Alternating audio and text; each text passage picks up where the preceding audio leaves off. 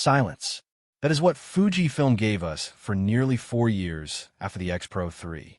No roadmap updates, no cryptic teasers, no carefully leaked spec sheets through trusted Japanese camera blogs. Just silence.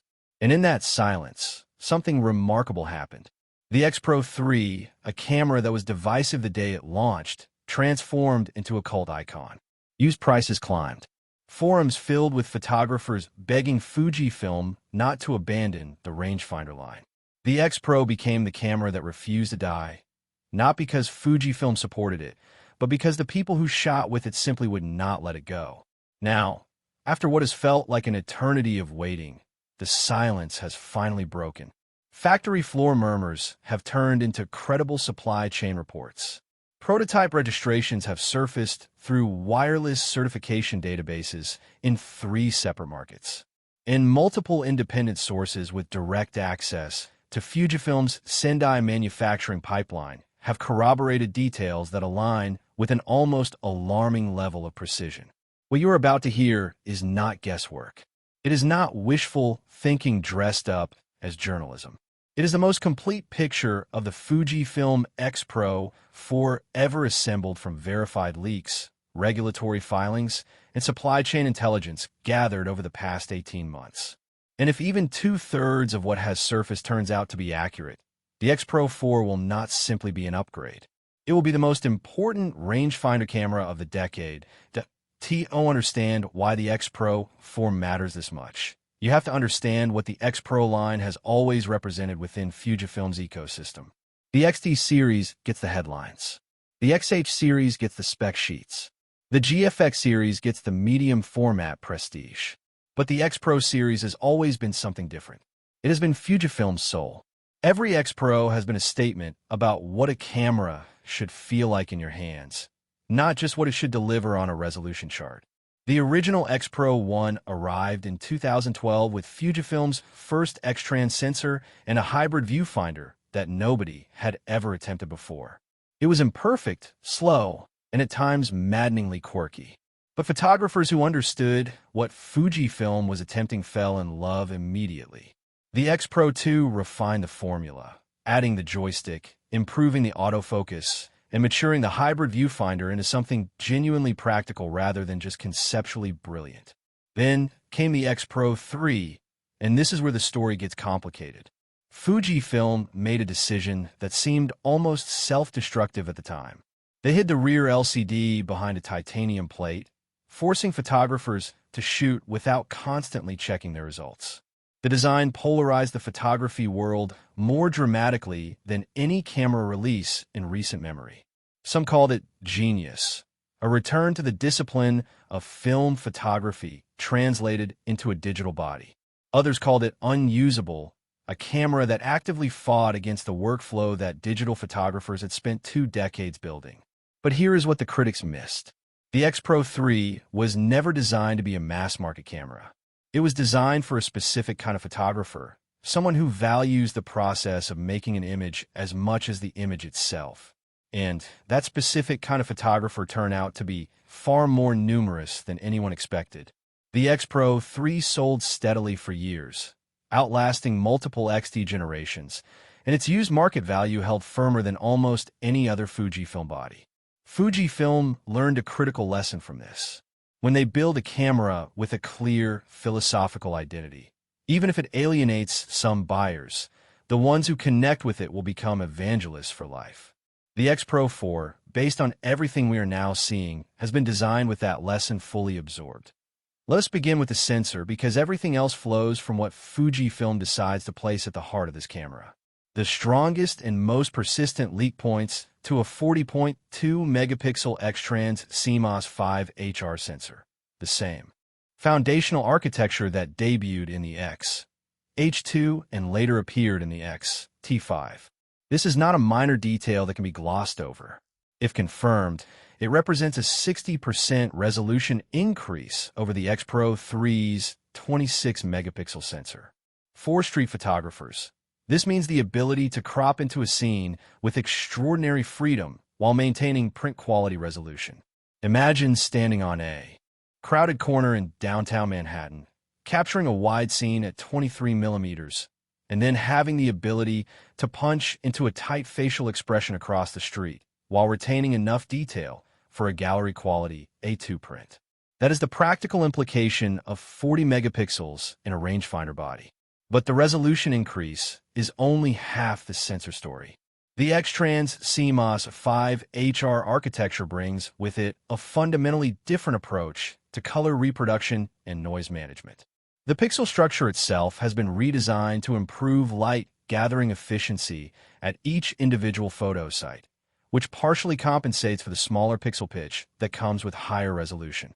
In practical terms, this means that despite the resolution jump, high ISO performance should remain competitive with the XPro 3, and dynamic range at base ISO should actually improve thanks to the newer processing pipeline. Supply chain documents referencing a sensor designated as IMX671AQR have appeared in multiple component tracking databases, and while Sony Semiconductor has not publicly acknowledged this specific part number, the numbering convention aligns precisely with Sony's custom sensor program for Fujifilm. The IMX series designation places this sensor in the stacked CMOS category, which has significant implications for readout speed and, by extension, everything from autofocus performance to electronic shutter utility. The stacked sensor architecture is worth pausing on because it may be the single most transformative upgrade in the XPro 4 relative to its predecessor. A traditional front illuminated or even back illuminated CMOS sensor reads data row by row from top to bottom, which creates the rolling shutter effect that has plagued electronic shutters since their inception. A stacked sensor, by contrast, integrates the processing circuitry directly beneath the light-sensitive layer, with dedicated high-speed interconnects between the two.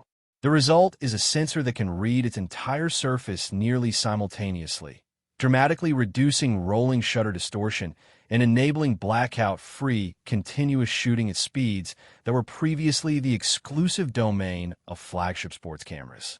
For a rangefinder camera, this capability may seem like overkill on paper. After all, the XPro has never been marketed as an action photography tool. But think about what this means for the street photographer working in silent electronic shutter mode. No more warped vertical lines when panning past buildings. No more distorted faces when subjects move through the frame at close range. The electronic shutter transitions from a compromise to a genuine advantage, and shooting silently in public spaces becomes not just possible, but preferable. The same stacked architecture also enables faster autofocus calculations because the camera can sample the scene more frequently, and it reduces viewfinder blackout to essentially zero even during burst shooting. These are the kinds of improvements that do not appear on a spec comparison chart as headline numbers, but they fundamentally change how the camera feels in actual use. Now we arrive at what may be the single most requested feature in the history of the XPro line, and according to multiple independent sources, it is finally happening.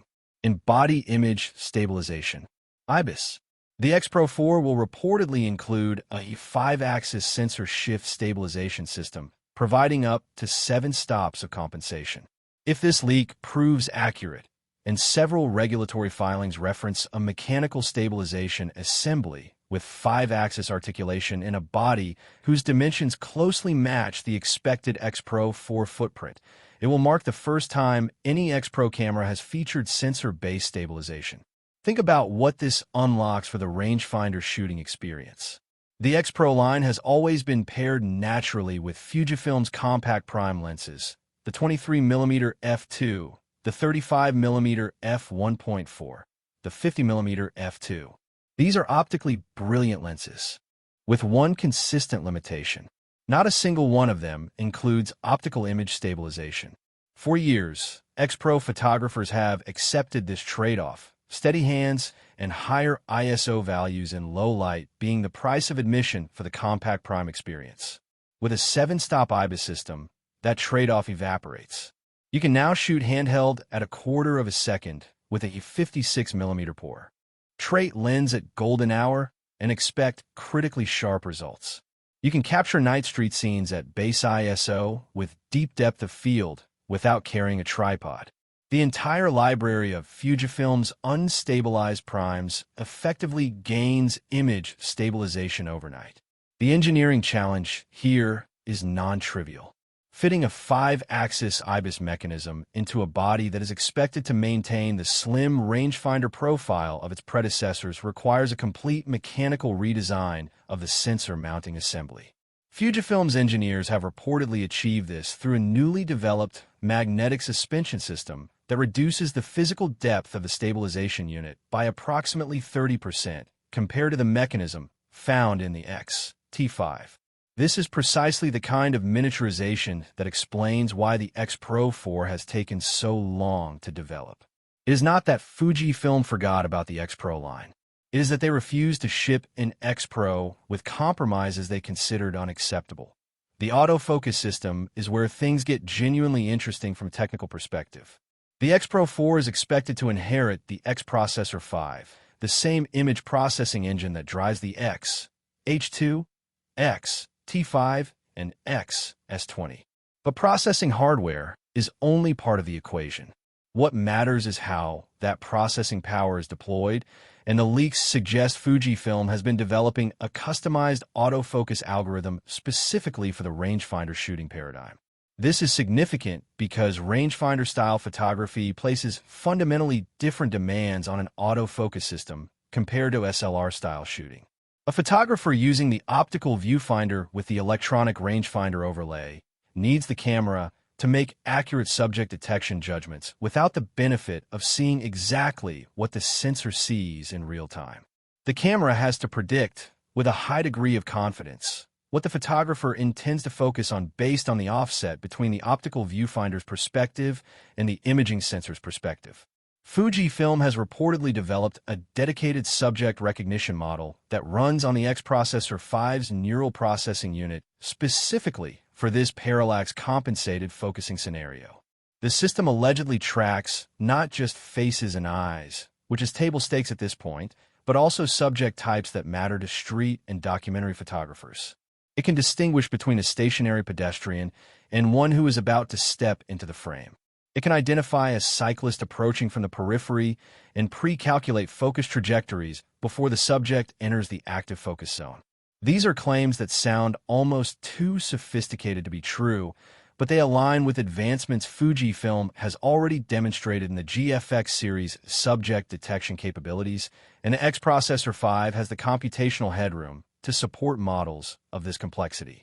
What is more credible and equally important is the claim that the XPro 4 will feature a significantly improved low-light autofocus sensitivity rating, potentially down to -7 EV with certain lenses. For a camera that is frequently used in available light, on streets after sunset, in dimly lit interiors, this specification matters far more than burst rate or buffer depth. The hybrid viewfinder has always been the defining feature of the XPro series, the thing that separates it from every other mirrorless camera on the market. Fujifilm holds multiple patents on hybrid viewfinder technology, and some of the more recent filings paint a picture of what the fourth-generation system might look like. The core concept remains unchanged. The photographer can switch between an optical viewfinder that provides a direct, zero-latency view of the scene with an electronically projected frame line overlay, and a high-resolution electronic viewfinder that shows exactly what the sensor captures. But the execution has reportedly been refined to a degree that makes previous generations feel almost primitive by comparison.